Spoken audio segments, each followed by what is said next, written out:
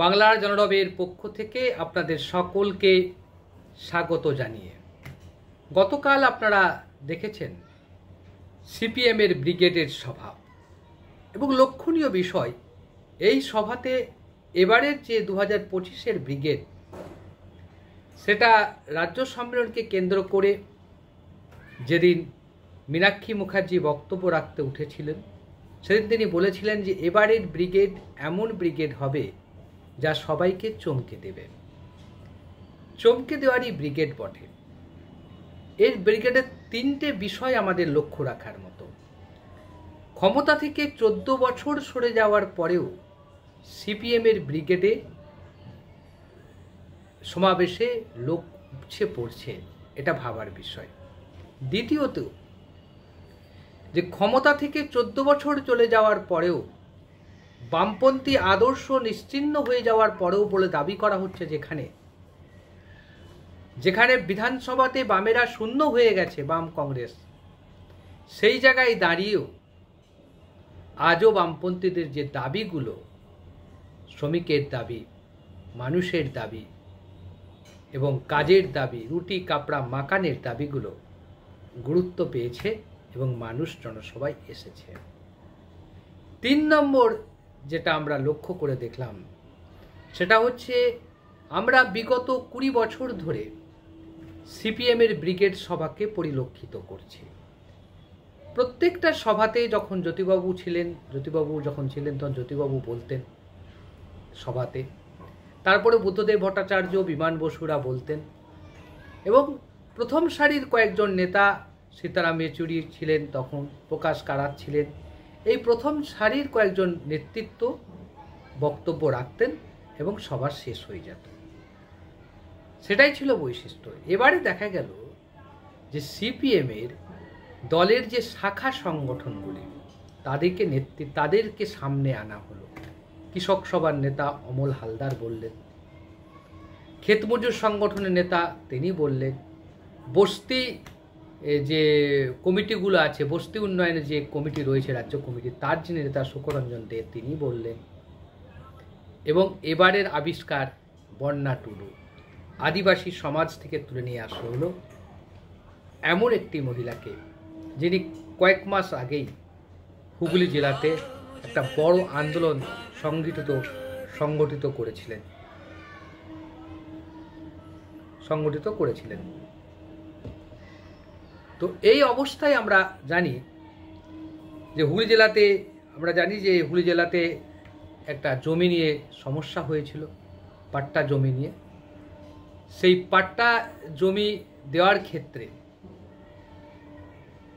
পাট্টা জমিকে বিতরণ করার ক্ষেত্রে যে সমস্যা দেখা দিয়ে পাট্টা জমিটা সিপিএম আমলে দেওয়া হয়েছিল, সেই জমিটা কেড়ে নেওয়ার চেষ্টা করা হয়েছিল এবং সে নিয়ে এই বন্যা টুডুরা আন্দোলন করেছিলেন। শেষ পর্যন্ত পুলিশ প্রশাসনকে পিছু হটতে বাধ্য হয় এই আন্দোলনের ফলে। তাই এবারে আমরা দেখলাম সেই মহিলাকে সামনে আনা হয়েছে, নতুন একটা আবিষ্কার। এবং এটা আমরা বলতেই পারি যে মীনাক্ষী মুখার্জির সংস্করণ না হলেও অন্তত আদিবাসী সমাজের একজন অগ্নিকন্যাকে সামনে এনেছে সিপিএম দল। সিপিএম দলের এই যে কারুকার্যত, এই যে রাজনৈতিক দিশা, এতে সমস্যায় পড়েছে আমাদের তথাকথিত শাসক দলের নেতারা। আমরা দেখলাম শাসক দলের মুখপাত্র তিনি এক্স হ্যান্ডেলে অর্থাৎ পূর্বতন টুইটারে তিনি একটা লিখেছেন, সেখানে বলেছেন শূন্য থেকে মহাশূন্যে চলে যাওয়া একটি দল। আমি জানি না শূন্য থেকে মহাশূন্যে কে যাচ্ছে এবং কোথায় যাচ্ছে, কেন যাচ্ছে, সেটা আমার জানা নেই।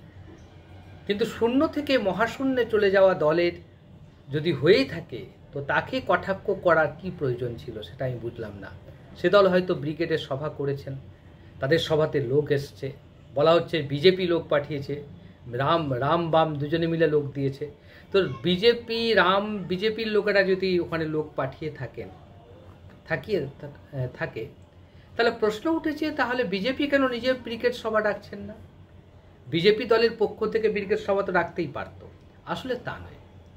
আসলে হচ্ছে যে বিগত 14 বছর ধরে এই রাজ্যের সাধারণ নাগরিকরা দেখেছে যে পরিস্থিতি তৈরি হয়েছে গ্রাম বাংলাতে, সেই পরিস্থিতি থেকে উদ্ধার পেতে চাইছে মানুষ। আর সাম্প্রদায়িক যে অবিশ্বাস তৈরি হয়েছে গোটা বাংলায়, দুই সম্প্রদায়ের মধ্যে বিশ্বাসের যে ভাঙন ধরেছে, এর দায় কিন্তু তৃণমূল কংগ্রেসকে নিতে হবে, অন্য কাউকে নয়। কারণ মনে রাখবেন, সিপিএম বা বামফ্রন্টের আমলে এই ধরনের সাম্প্রদায়িক সম্প্রীতিতে আঘাত করলে তারা গ্রামে গ্রামে পাড়ায় পাড়ায় সম্প্রীতি সভা করে হিন্দু মুসলমানকে মিলনের বার্তা দিত।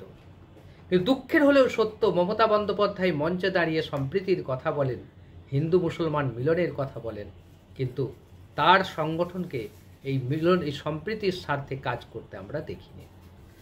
যাই হোক, সিপিএমের গতকালের ব্রিগেড নিয়ে নতুন কিছু বলার নেই, শুধু এটাই বলার, ব্রিগেড তো সফল হলো, সেই সাফল্য কি ভোট বাক্সে আসবে? এটাই এখন কোটি টাকার প্রশ্ন।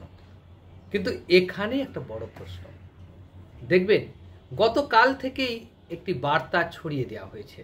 সেই বার্তাটা হচ্ছে বংশগোপাল চৌধুরী, রাজ্যের প্রাক্তন মন্ত্রী, রাজ্যের প্রাক্তন সাংসদ, তিনি নাকি তার দলের কোনো মহিলার সঙ্গে অশ্লীলতা করেছে, অশ্লীল মেসেজ দিয়েছে, সেটা নিয়ে সোশ্যাল মিডিয়ায় তোলপাড় হচ্ছে। তো সেটা কতটা হয়েছে কতটা হয়নি সেটা নির্ধারণ করার তদন্ত সাপেক্ষ বিষয়। যদিও ওই ডিজিটাল আনন্দবাজারকে সাক্ষাৎকার দিতে গিয়ে ওই যে মেয়েটি বিরুদ্ধে অভিযোগ এসেছে, সেই মেয়েটি বলেছে, সেই মেয়েটি ডিজিটাল আনন্দবাজারকে বলেছেন, খুব স্পষ্ট করেই বলেছে যে ফেসবুকে বিভিন্ন পোস্টে বংশগোপাল মন্তব্য করতেন, আমি তাতে প্রথমে আপ্লুত হয়েছিলাম, কারণ উনি বড় নেতা এবং প্রাক্তন সাংসদ। আমার মতো সাধারণ কর্মীর পোস্টে ওর মতো যদি কেউ মন্তব্য করেন তাহলে ভালো লাগাটা স্বাভাবিক, কিন্তু পরবর্তীকালে পরিস্থিতি বদলে যায়। ওই সিপিএম নেত্রী কিন্তু মুর্শিদাবাদের নেত্রী এবং জিয়াগঞ্জ আজিমগঞ্জ পুরসভার প্রাক্তন কাউন্সিলর বলে উল্লেখ করেছে ডিজিটাল আনন্দবাজারে। তিনি বলেন যে একটি সংগঠন বিষয়ে আমাকে তথ্য দেবেন বলে বংশগোপাল জানিয়েছিলেন। সেই তথ্য না পেয়ে আমি তার কাছে জানতে চেয়েছিলাম। পরবর্তীকালে উনি আমার ফেসবুক মেসেঞ্জারে অশ্লীল মেসেজ পাঠাতে শুরু করেন। সেখানেই শেষ নয়, মুর্শিদাবাদের ওই মহিলা নেত্রী আরও বলেন, জেলায় দলের যে মুখপাত্র রয়েছে আমি তার সঙ্গে যুক্ত, সাংবাদিকতা বিষয়টি আমার মধ্যে রয়েছে, তাই আমি বংশগোপালকে আমার হোয়াটসঅ্যাপ নম্বর দিয়েছিলাম, বুঝতে চেয়েছিলাম উনি কি করতে পারেন। তারপরেই সেখানে তিনি আগল ভেঙে মেসেজ পাঠাতে শুরু করেন।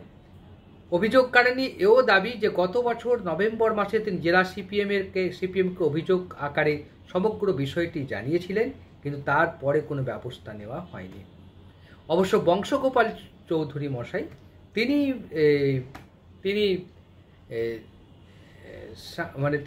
ডিজিটাল আনন্দবাজারকে বলেছেন এটা একটা ষড়যন্ত্র, এর নেপথ্যে একটা লবি কাজ করছে। সেই লবিতে কারা আছেন এই প্রশ্ন যখন করা হয়েছে তখন তার উত্তরে তিনি বলেছেন, এর নেপথ্যে আমাদের দলের এবং বাইরের কেউ থাকতে পারেন। প্রাক্তন সাংসদের এই দাবি যে তার কাছে ওই মহিলা নেত্রী কিছু সুযোগ সুবিধা চেয়েছিলেন, তিনি তা দিতে না পারার কারণেই এই ধরনের কথা তার সম্পর্কে বলা হচ্ছে। সিপিএমের রাজ্য সম্পাদক মোহাম্মদ সেলিমের সঙ্গে যোগাযোগ করা হলে তিনি ডিজিটাল আনন্দবাজারকে বলেছেন, বিষয়টি এই মুহূর্তে পার্টির রাজ্য কমিটির ইন্টারনাল কমপ্লেন কমিটির হেফাজতে রয়েছে, তার রিপোর্ট পাওয়ার পরই সিদ্ধান্ত নেওয়া হবে। তার মানে অলরেডি কমপ্লেন কমিটি সিপিএম করে ফেলেছে, আর সেই কমপ্লেন কমিটিতে আইসিসিতে কমপ্লেন কমিটিতে গেছে। কমপ্লেন কমিটি নিশ্চয়ই তদন্ত করবে, তদন্ত করে দুপক্ষের বক্তব্য শোনার পর প্রয়োজন হলে নিঃসন্দেহে বংশগোপাল চৌধুরীর বিরুদ্ধে ব্যবস্থা নেবে। পার্টির অভ্যন্তরীণ বিষয়টিকে নিয়ে সামনে এনে যেভাবে মিডিয়া হৈ হৈ করছে, সোশ্যাল মিডিয়াতে যেভাবে প্রচণ্ড পরিমাণে প্রচার চলছে, এর কারণটা কি? এর কারণটা হচ্ছে একটাই, ব্রিগেড সভাতে যে লোক হয়েছে ব্রিগেড সভাতে যে ভাষণ দেয়া হয়েছে, ব্রিগেড সভা থেকে সিপিআইএম দল যে বার্তা পাঠিয়েছে, সেই বার্তাতে কিন্তু অনেকের ঘুম ভেঙে গেছে। একদিকে নরম হিন্দুত্ব, অন্যদিকে চরম হিন্দুত্ব, এই দুইয়ের হিন্দুত্বের মাঝে সম্প্রীতির বার্তা আর রুটি কাপড়ার মাকানের বার্তা, এই দুটো বার্তাতেই দিশেহারা হয়ে গেছে সব রাজনৈতিক দল, যার ফলে এখন তারা চেষ্টা করছেন অন্য কোনো উপায়ে সিপিএম দলের তার ভাবমূর্তিতে কালিমা লিপ্ত করতে। জানি না বংশগোপাল চৌধুরী এবং ওই মহিলার সম্পর্কের কথা কতটা জোরালো ছিল এবং কতটা অশ্লীলতা ছিল, সেটা তদন্ত সাপেক্ষ। শুধু এটুকুই বলা যাবে যে ব্রিগেড সভার পরে, এই ঘটনাটা তো নভেম্বরে বলা হচ্ছে, ব্রিগেড সভার পরে এই বিষয়টিকে সামনে আনার নেপথ্যে একটিই বিশেষ কারণ আছে, সেটা হচ্ছে ব্রিগেডের এই জনমুখী কথাবার্তা, জনমুখী আন্দোলনের ঘোষণা এবং সিপিএম দলের যে বার্তা, সেটা যেন সাধারণ মানুষের কাছে ভালোভাবে পৌঁছাতে না পারে, সেটাই হচ্ছে মূল উদ্দেশ্য বলে আমাদের মনে হয়েছে। বিশেষ করে সিপিএমের উত্থান ঘটলে সবচেয়ে বেশি ক্ষতি হবে এ রাজ্যের বিজেপির। তাই বিজেপির ঘনিষ্ঠ যে সকল মিডিয়া, তারা এই বিষয়টিকে নিয়ে ইতিমধ্যেই হইচই শুরু করে দিয়েছে। যেখানে তার ইন্টারনাল কমপ্লেন কমিটিতে তদন্ত শুরু করেছে, সেখানে এ বিষয়ে নতুন করে কিছু বলার নেই। তবে এটুকু আস্থা রাখাই যেতে পারে, সিপিএম দল যত সংকটেই পড়ুক, কোনোদিন মূল্যবোধ নীতি নৈতিকতাকে বিসর্জন দিয়ে দেন না, সে যত বড় নেতাই হোক। আমরা বারবার সেটা প্রমাণ পেয়েছি। আজ এই পর্যন্ত, আবারও দেখা হবে অন্য কোনো বিষয় নিয়ে। ভালো লাগলে লাইক করবেন, শেয়ার করবেন, সাবস্ক্রাইব